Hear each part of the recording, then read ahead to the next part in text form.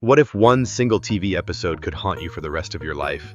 A scene so raw, the tears weren't acting, they were real. Johnny Whitaker was just 6 years old, famous, beloved, and silently breaking inside, and to this day, he refuses to watch it. Here's why. Johnny Whitaker was the red-haired kid America fell in love with. He lit up screens in Family Affair, Tom Sawyer, and a dozen other classics. But beneath that charming smile was a childhood few would survive. And buried in one unforgettable episode from 1966 was a truth he still can't face. Imagine being famous before you even knew what fame was. Johnny Whitaker wasn't just a child actor, he was a full-blown product of the Hollywood machine. At the age of 3, when most kids are learning to hold a crayon, Johnny was already in front of the camera, selling cars for local dealerships, and people noticed, not just because he was cute, but because there was something different about him. That spark, that charm, it was magnetic. Within months, major brands like Mattel came knocking. He became the voice behind animated toy animals like Larry the Lion and Crackers the Parrot, and his performances were so full of energy, so alive, that kids begged their parents for the toys. His face was everywhere, his voice in every living room. But behind all the bright lights and TV jingles, there was a darker reality. Johnny was working, nonstop. He wasn't playing with toys, he was selling them. Hollywood didn't see a child, they saw a brand, and Johnny, he just wanted to be a kid. Then came 1966, the year everything changed. Johnny was cast in a brand new sitcom that would define a generation, Family Affair. But this wasn't just another show, this was the show. Primetime, network TV, watched by millions every week. And right at the center of it all was a 6-year-old Johnny, playing the wide-eyed orphan Jody Davis. It sounds sweet, right? But here's the twist. He didn't just land the role, he was handpicked by co-star Brian Keith, who had been blown away by Johnny's talent on the set of another film. That kind of endorsement, it's rare, it's powerful, and it skyrocketed Johnny into a level of fame most adult actors never reach. But with fame comes pressure, and Johnny was drowning in it. TV executives loved his on-screen chemistry with Anissa Jones, who played his sister Buffy. So much so, they rewrote the entire script to make them twins, just because it looked better on camera. Cute, marketable, profitable. But what viewers didn't see was the toll it took. Behind the scenes, Johnny was struggling with the emotional weight of playing a child who had lost his parents, while in real life, he was losing his childhood. He smiled on cue, he cried when the script called for it, but when the camera stopped rolling, no one asked how he felt. The producers didn't care if he was tired, or scared, or lonely, as long as the scene looked good, and that, right there, is where the cracks began to show. Cracks that would one day break open in a single unforgettable episode he still refuses to watch. Everything changed. With one script, it looked harmless. Another Family Affair episode, light, sweet, and touching like always. The title? Mrs. Beasley, Where Are You? Sounds innocent, right? But this episode wasn't just about a lost toy, it was about something much heavier, and no one realized it until Johnny Whitaker, just 6 years old, stepped in front of the camera. In the storyline, Buffy loses her beloved Mrs. Beasley doll, and a small plastic figure that represented the last piece of her mother, her past, her safety. It was just a doll to the audience. But on that set, in that moment, it became something else entirely. The writers wanted raw emotion, they wanted heartbreak, and they got it, more than they bargained for. Johnny didn't act those tears, he lived them. Every cry, every look of panic, every heartbreaking line wasn't a performance. It was a child unraveling in real time.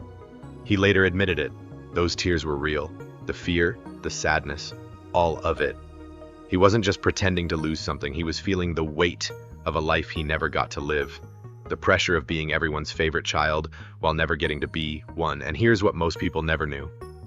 That scene broke him. Not just as an actor, as a little boy. The moment the director yelled, "Cut," Johnny didn't snap out of it. He didn't laugh or shake it off like other kids might.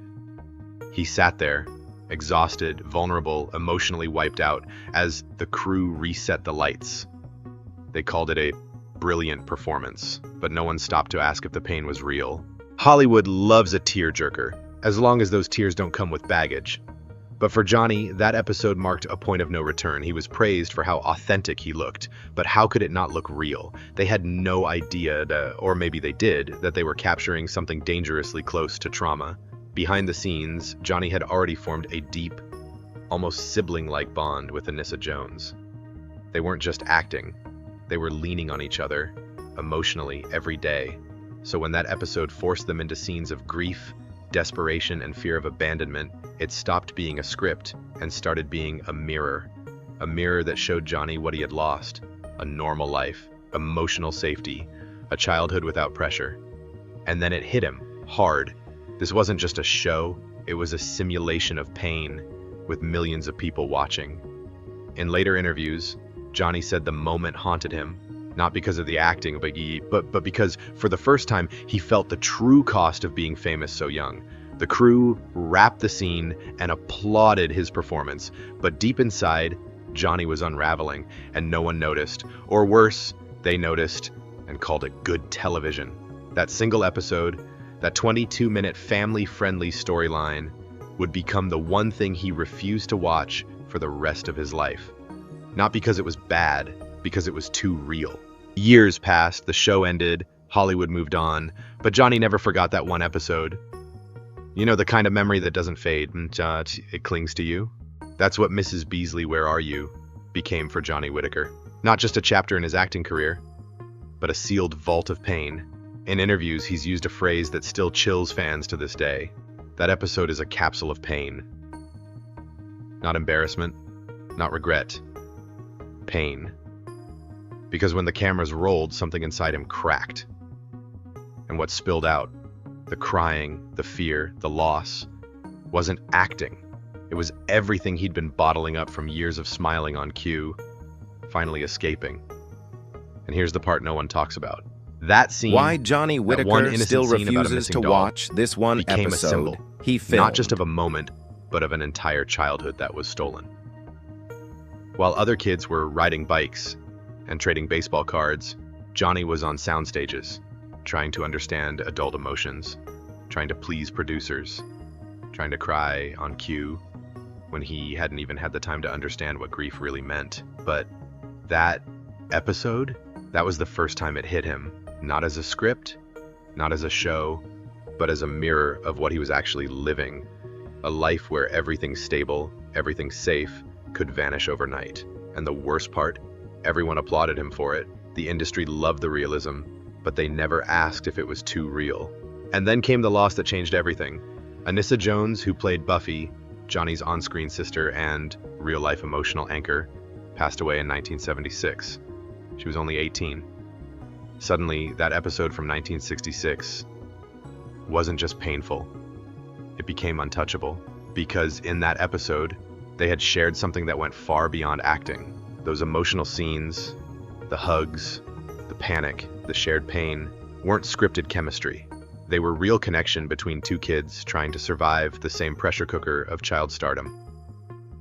After Anissa's death, Johnny couldn't even think about that episode without being transported back to the set, back to those lights, back to a moment where he was breaking inside and no one noticed, except her. The tragic irony, the same episode where they clung to each other on screen became the one he now refuses to watch because it reminds him of what he lost, both in the story and in real life. It's more than nostalgia, it's more than bias, it's a collision of fiction and reality that cuts too deep.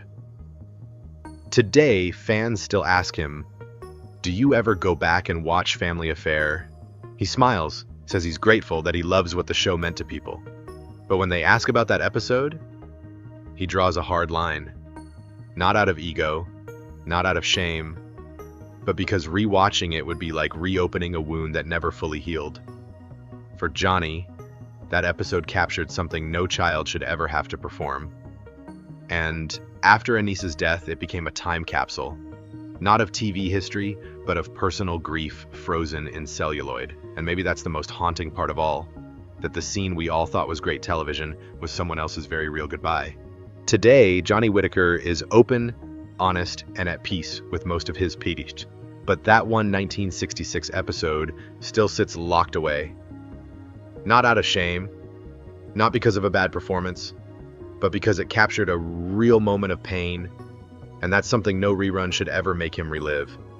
Sometimes the scenes that move us most are the ones that cost the actors the most to create, Today, Johnny Whitaker is open, honest, and at peace with most of his past. But that one 1966 episode still sits locked away, not out of shame, not because of a bad performance, but because it captured a real moment of pain, and that's something no rerun should ever make him relive. Sometimes the scenes that move us most are the ones that cost the actors the most to create.